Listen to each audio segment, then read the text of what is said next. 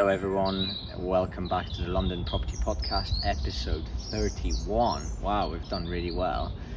We're in the garden again, so you'll hear the birds singing, sun shining, and my glasses go into transition fog mode. Anyway, to this episode, we're going to try and keep short and sweet, and we're going to have kind of two parts to the episode. First of all, we're going to talk about kind of recent stats, what's been happening in the market in terms of sales volumes, transaction levels, because obviously we've had the end of the stamp duty holiday, or the phasing off stamp duty holiday on the 30th of June, so there's been a lot of activity that way. Jaffar's going to kind of touch base on that, and we're going to kind of chip in and support that kind of evidence that we've seen on the ground. And then the second part, we're going to talk about what you should do as a seller when it comes to getting your property ready for sale, so you have a smooth transaction, because that is very crucial. So let's talk about figures and stats and what's been happening in the market in terms of insights. Jaffar, what has happened recently? I think the stats are supporting what we have kind of both been, all three of us have kind of been seeing on the ground. Yeah. And Zoopla reports that the amount of homes available to buy is 25.4% below the normal stock levels, and that's mainly due to the surge in activity in the past 12 months. I think that's insane to think, 25.4%. Quarter gone. Yeah, it's tricky. Stock levels has been, for you guys as developers and investors, we've talked about is how little stock there is available, and even for us, we've got, I'm sure you have a lot of buyers, but you might not necessarily have the stock for them, right? Hot buyers in the market. Yeah, people always forget there's a lot of talk about after the stamp duty holiday, there's a bit of a hangover, because basically it's borrowed buying activity and transactions from the future, really. Yeah. But I think the stock levels, because they're so low, and applicant levels are actually up on the 5-year average as well. Yeah. That's going to underpin the market for the next, at least for throughout the summer. So it's all looking pretty positive. So turnover obviously is going to be a bit lower, but prices should remain in central. Yeah, so and the turnover. The one stat that also came about was that the surge peaked in June, which is obviously due to that stamp duty holiday. But the transactions were 213,000 completed transactions, and that's the highest monthly figure since 1988, the highest in 40 years. Yeah, it's insane. It is crazy, and again, it's basically what we've talked about. Stamp duty has been a massive driver for the market.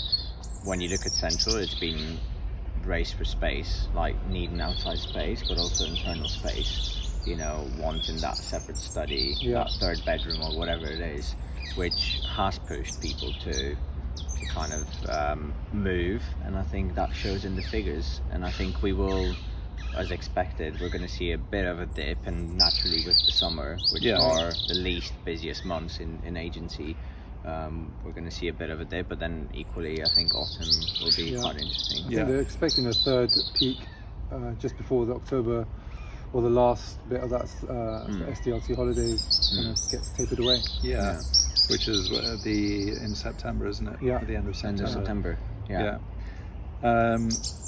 So in the meantime, on the run up to that, I'm sure clients of ours are going to be wanting advice on how to best present the property versus the competition. So there's a few things, and who are we starting with on this? I think there's a few different points to mention. I think we have a start, middle, and an end. So if we start with the legals first. I think. If you want to kick off with that from our side. So if you're obviously looking to put your property on the market for sales, it is absolutely crucial that you do go through a kind of checklist and you get things right from the beginning, and you prepare yourself really well in order to have a smooth transaction. Because the last thing you want to be doing is come onto the market and then a lot of issues come up during the conveyancing process when the transaction is in solicitors' hands. So from a legal perspective, obviously I would 100%, this is crucial, have really, really good solicitors working for you, representing you as a seller. Okay, this goes both for a buyer side and also as a seller side. Now, us as agents, we've worked in the market for X amount of years. We've worked with all sorts of solicitors. We know who's tried and tested in the market, especially for prime central London, where there's so many different angles that you wouldn't get in transactions outside of London. You know, leaseholds, lease extensions, all these things, great even clauses within leases, like clauses within leases exactly. of a particular area of London.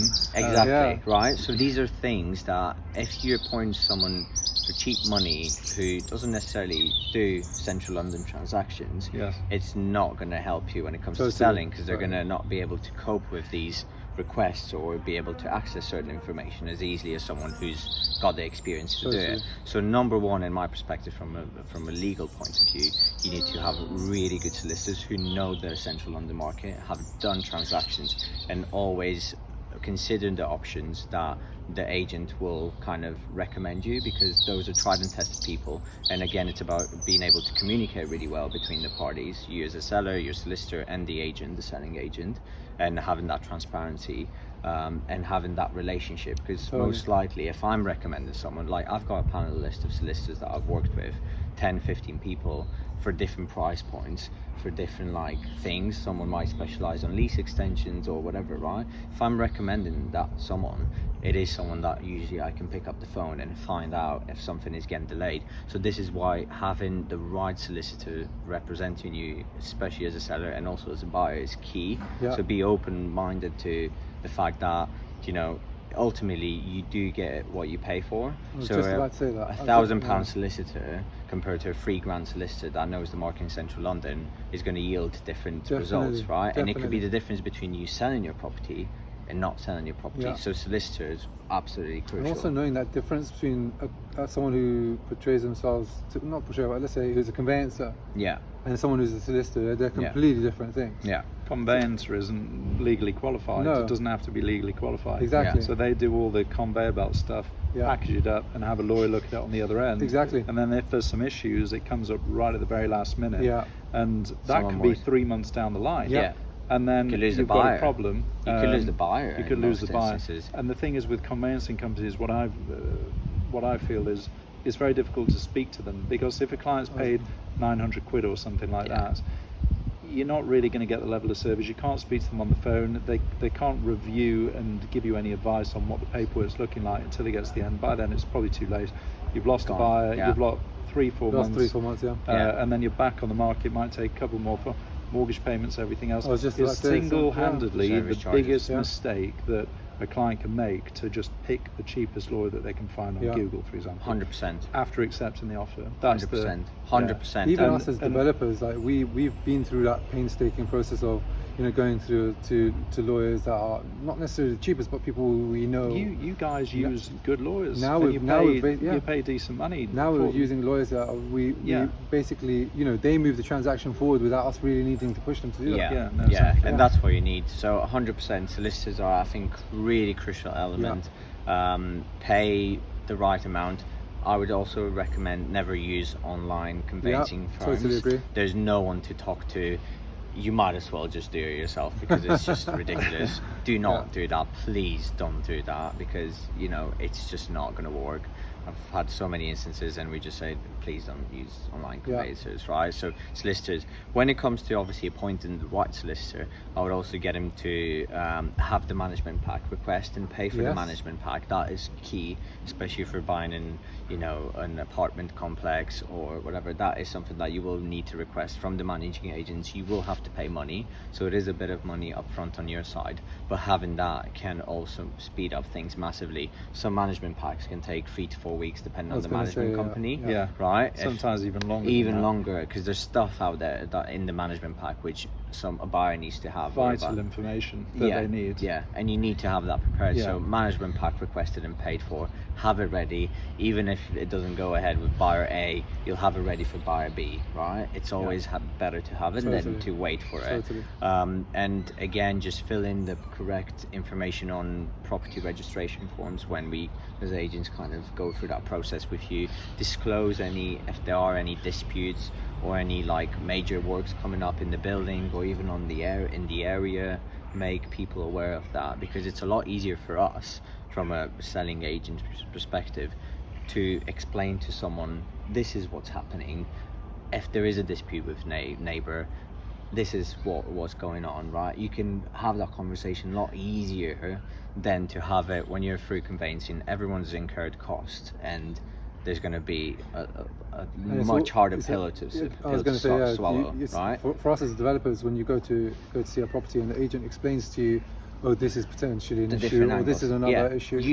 I'd much rather that than you go down the conveyancing process, because then I'd see it as a much more of a bigger deal when the lawyer's explaining it to me. Yeah, you think something's been hidden from you. Exactly. Yeah, so I definitely agree with that. Definitely disclose any disputes, any whatever it is.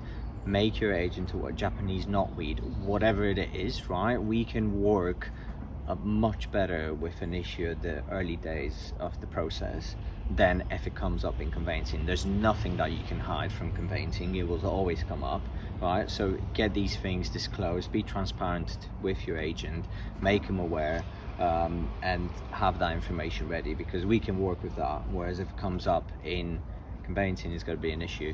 From a legal perspective, anything else have I missed out at that point? I think I've covered. So would you start your searches, or would you probably wait? Well, the searches is applied for by the buyers, right? In that instance, so that's something that you'll have to wait for that. I think management pack and all these details about the property, its history, any upcoming works and whatever are crucial. I think the sellers need to take a leaf out of the book of developers such as yourself, or some of the big institutional type developers as well.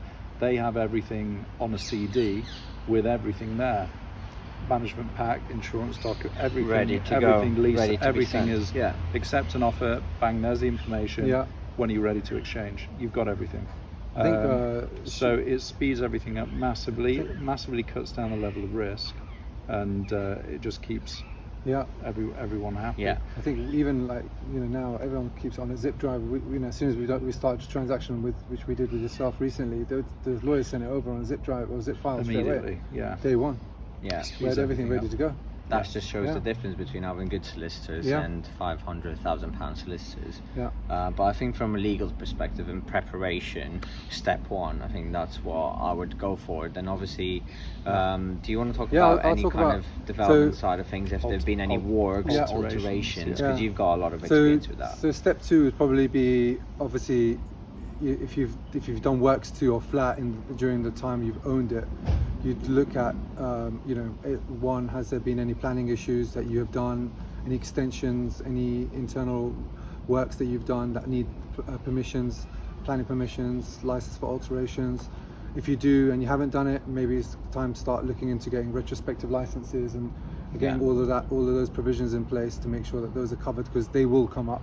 100%. It doesn't take a genius to look at the lease plan and look against at the agent's floor plans and notice the difference. I mean, some people I've noticed think they can get away with it, and they realise the smallest alteration.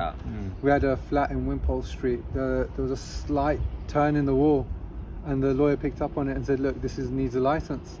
And the guys took like nearly 4 or 5 months to get that license in place, and they had to pay a premium. So I'm just thinking, again, it comes back to the point of the lawyers. Someone would say, "Oh, it's just a small kink in the wall that's being moved around," but no, that was actually a big deal.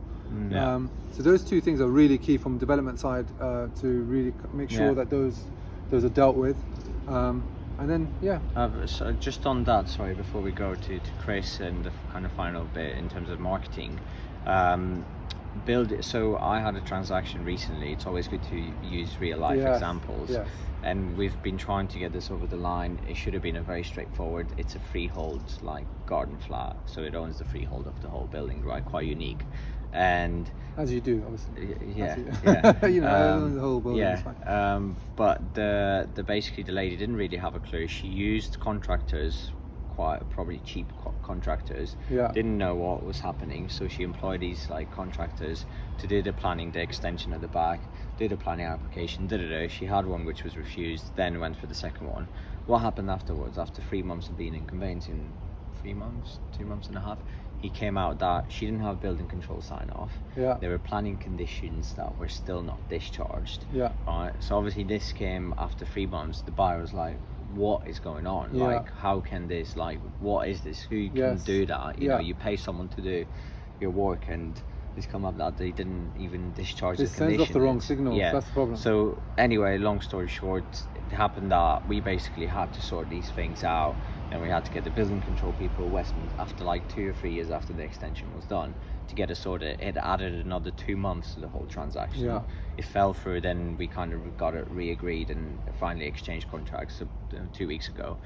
And that's the kind of thing. Make sure if you've done the works, or if you use a contractor, if you're not doing it yourself, make sure the contractor that you use is someone reputable. Gives you all the certificates you need. Who gives you the building gas. Control side, exactly. Yeah, all the stuff is so certificate, important. all the warranties for all the materials, all the Definitely. work, because well, you don't want, because these like warranties, Yeah. you know, these are things even that, basic stuff. Like, I know this is going to sound really petty, but you know, we've had like buyers on the other side ask us, "Oh, can you send us the warranty for the washing machine, 100%, for the 100%. dryer, Yeah. for really basic stuff?" And Yeah. it takes up so much time. Whereas if you have it ready, If it's day a new one. development, that's a likely and it has request, to isn't be it? with your solicitors. So make sure from that perspective, if you've done works or refurbished the flat, you have these things signed off. You've got all the certificates, so then you don't have to take time to do them. But Marius, on that particular transaction, I know this is going to sound like I plugged this in, but on that particular transaction, you actually started chasing up Westminster, didn't Oh you? yeah, I To try and sorted it get- out. and I got the this planning comes back condition. to maybe another point which we haven't even prepared for, but having the lawyer, making sure all your papers are ready, but also making sure that you have chosen a really good agent to go to market it would with. have been dead on the water. Honestly, because the number of deals that I've seen being pushed through because of the right agent on that deal, and the number of transactions I've seen fall through because you haven't got the right agent in place, that really makes a big difference. That is. And key, I to didn't be mean to honest. plug that in there, but as in, like, No, I but really look, feel like that makes a huge The difference. seller sent me a text message when I said we've exchanged, because she's in the States. Yeah. And she said, I have given up. You made this happen, and it only happened because you kept going. And that is the difference, because I think you and I have worked together, right? Yeah, and it comes down to the experience of the agent. If you've not been experience. through that situation before, and it's also having the attitude not to give up. I've learned that from you and working with you. Yeah. Like, there's always stuff that comes out and a simple transaction. Yeah. Ooh, I'm getting attacked by wasps and bees. Sorry.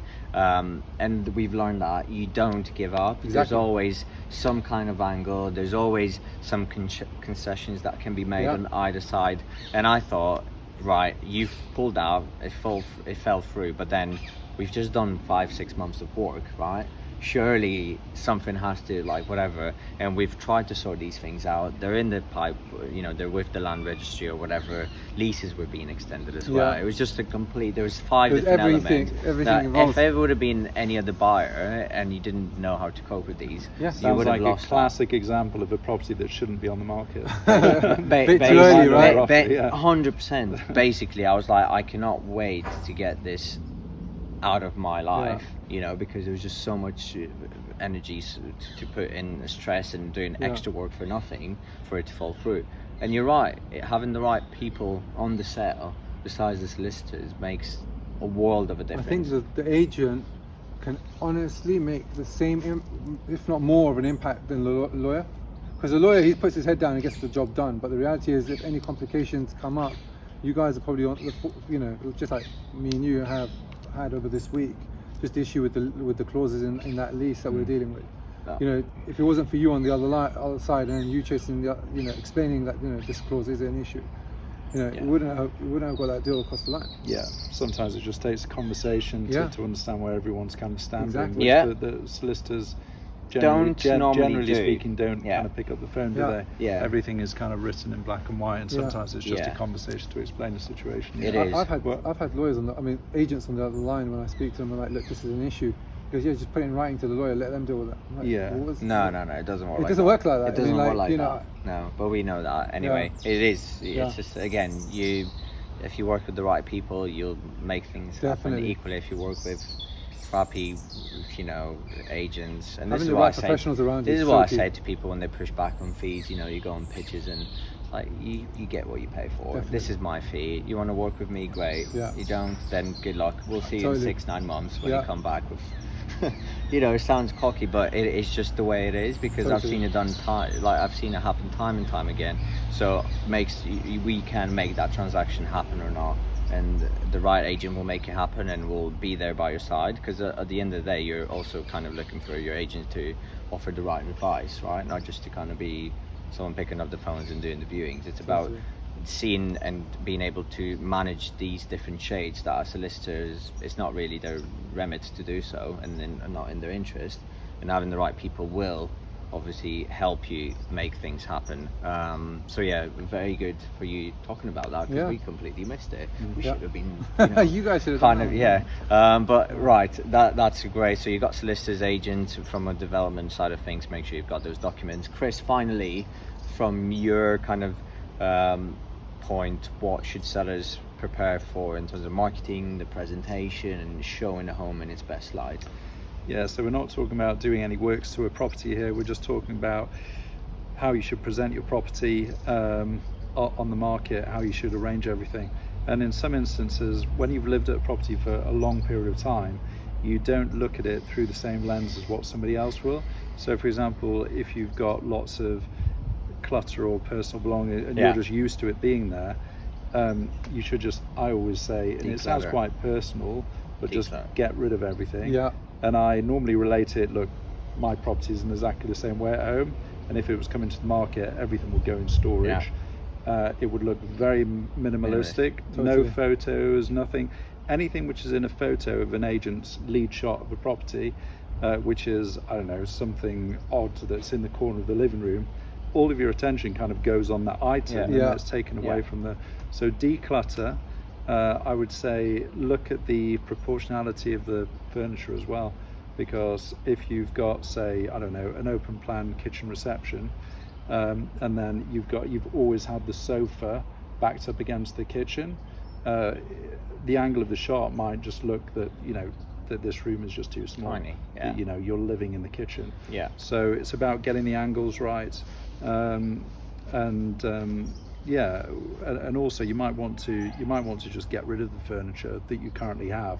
Speak to the agent, because if you've got, I don't know, some types of furniture will suit much better than other types. So if you've got a nice period first floor flat with period features, you might want to go with more kind of traditional furniture rather than kind of modern contemporary. If you're in a purpose-built flat, you probably pick more kind of contemporary furniture. So I think that can be quite difficult for an owner to understand, unless you're a developer like yourself. But basically it comes down to knowing who your target audience is. So if you're not quite sure, a good ask the agent will who is tell you most who likely your demographic is as a buyer, and then try and kind of cater to them. And you might need a hand just asking your agent, and your agent could give you examples and ideas of kind of similar flats that are like yours, that have been staged and developed. I almost think you'd be quite good to talk about that, because you know how to stage a place. Definitely. But from my point of view, marketing, and I'm quite OCD when it comes to marketing. I was around a flat this morning, the client's up north, and I knew that there was things like out on the worktop, like a rice cooker and other things. And I was like, I just need to get down there before the photographer gets there. Swipe it all out of the shots, have it clean, crisp. I think it's really important. Just two things to add to what you've said is, one is declutter is so important. That's one thing for me when I see something that's cluttered, and I think development opportunity. All right. So, which we definitely don't want people. Which we don't want people my to think. My clients do not want people thinking that you don't want to think that. You want to see a good price. And two is less is more. So the less stuff you have in a property, it's actually better. Because it creates that feeling of space. Third, really keep colours very neutral. That's so important. Don't try and go for bold colours, because that really is only going to attract a very limited type of buyer. Fourthly, the works that you do in a flat can be very minimal but have a very big impact.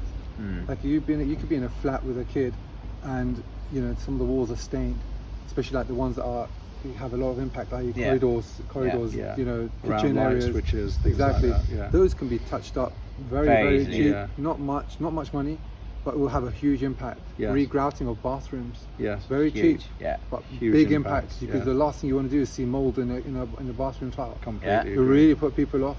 Small touches, big impact. Big difference. I think what you're saying there is like the cliche of you're standing outside a property and you look at the curb appeal and you see a drain pipe that is flaking away with some paint. Before you've even walked through the door, you just think the whole property needs a load of work. I'm going to need to spend a lot of money on this. One thing First impressions. So I'm so sorry to cut you off.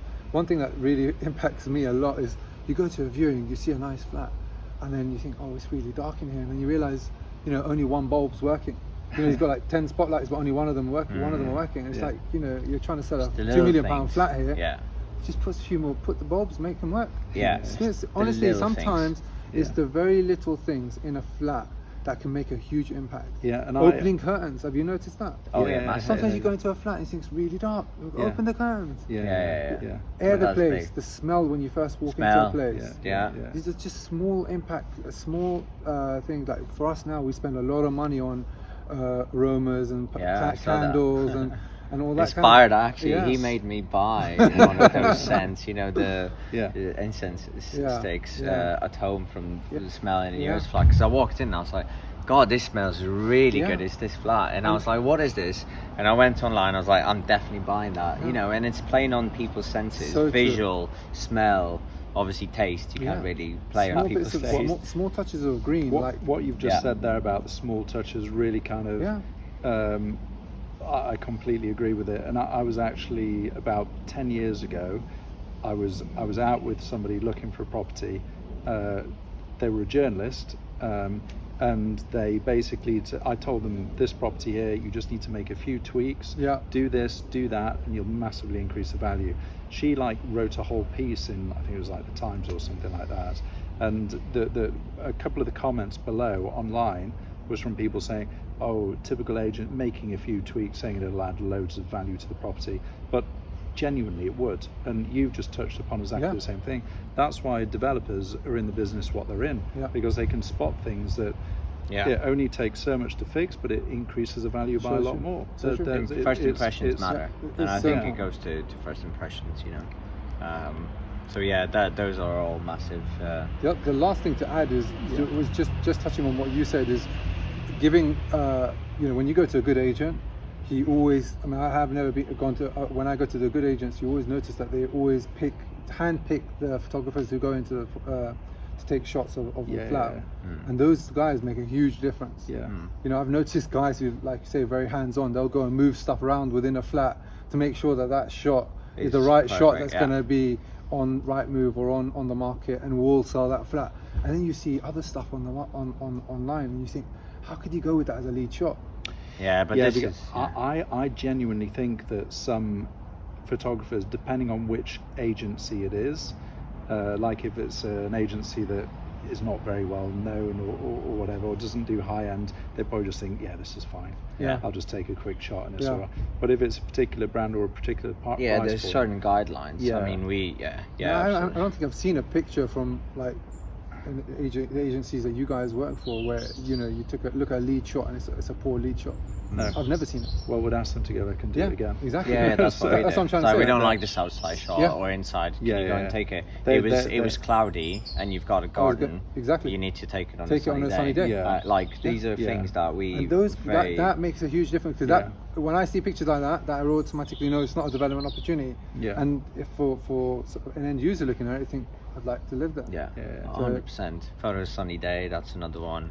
And like he said, staging the furniture in such a way, and equally good agents should be able to recommend you someone. You could even rent out furniture for 3 months whilst you're selling, and it'll cost a couple £100 or 1,000, 2,000, but you could literally, from an empty flat with no soul and people can't visualize themselves living in a place, to you spending £1,000 or £2,000 in staging it for 3 months, 4 months. Completely agree with you. It changes the whole thing. This is the advice that many sellers should be getting, and I'll tell you now, and you guys will know exactly the same thing.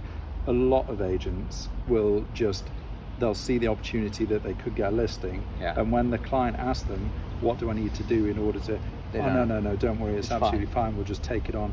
I go on market appraisals, and if I recommend that a seller changes something because I think it's within their interest to do so, and mine, they'll say, well, this particular agent said it's fine, I don't need to do anything, I'll just take it on. I was like, well, it's the wrong advice, but maybe they've got a smooth path to getting an instruction, but it doesn't work like that. I think the problem is when you're selling something, you really, really, like you said, need to think of the property as a developer. You think the first impression is everything. And also when you first list something, the first guys who walk through the door, ultimately the first guys are going to be, who will be buying it. Do you feel that as well or not? Or not really? typically sometimes, a lot of the time. Yeah, You're going to get your first, the biggest when you first volume. launch it is when you're really going to get your first. So you really want to kind of be going at it, first impressions. That's why I think that so a lot of people don't give enough value to that, and don't give enough value to, what is the opportunity cost of me not doing this work. Absolutely. Firstly, we touched on it already, your mortgage payments, your service charges, all this stuff that is going to be 3-4 months down the line. It's easily going to be 10,000-15,000 in a central London block like this. Your mortgage payments, your thing, your council tax, your service. It adds up quickly. It adds up very quickly. Whereas you could really use that money wisely, do those minor alterations. Get the transaction done. I guarantee you'll easily save 2-3 months on a transaction. We know that. I think just the general public, a lot, some of them will, some of them won't think it matters because they're blind to the fact that they're living in their flat and they just think this is how it is. They don't see it from a different perspective. That's why we do what we do, and we're supposed to advise. And I think, kind of to summarize everything, equally, this is why we do these kind of things. And I think when we discussed the format of today's blog, this particular format, I said to you guys, it's great to talk about the stats and what's happening in the market, but I think we also want to add value in the sense that what should you do if you're a seller, and the next kind of episode will maybe focus more on the buyer side. What should you check for things on a property, because it's, in a way, it's kind of common sense, and oddly enough, a lot of people don't have common sense, or they're just not. They're too busy to think about it, and it is like some of these things are very easy to implement and sort out. I don't think it's common sense. I know it sounds like common sense, but it's more maybe like sometimes we're in the industry. Sometimes when you're living in a house, like if I came to Chris's house, there might be a few things I'd say, Chris, why don't you tweak this, why don't you, but if Chris has lived there for 10 years, you don't see it. And even though I'm an agent, I might not have thought about it. You don't see it. Why don't you twist you're kind of blinded as well. You are blinded, That's more and that's why it is having the right people by your side to kind of advise you on these things. So sales agent is a big one, just like the solicitors, and that's why we do these kind of podcasts as well, so people can think, actually, you know what, I've learned something from watching these guys, and obviously we do have experience and we're talking from that experience. So hopefully, to kind of conclude, hopefully you found this episode really valuable. Of course, if you're thinking of selling in central London, we are here to help, or if you need kind of a specialist, an expert in prime central London development and kind of refurbishment, Jaffar is your man with his company, the Collaborative.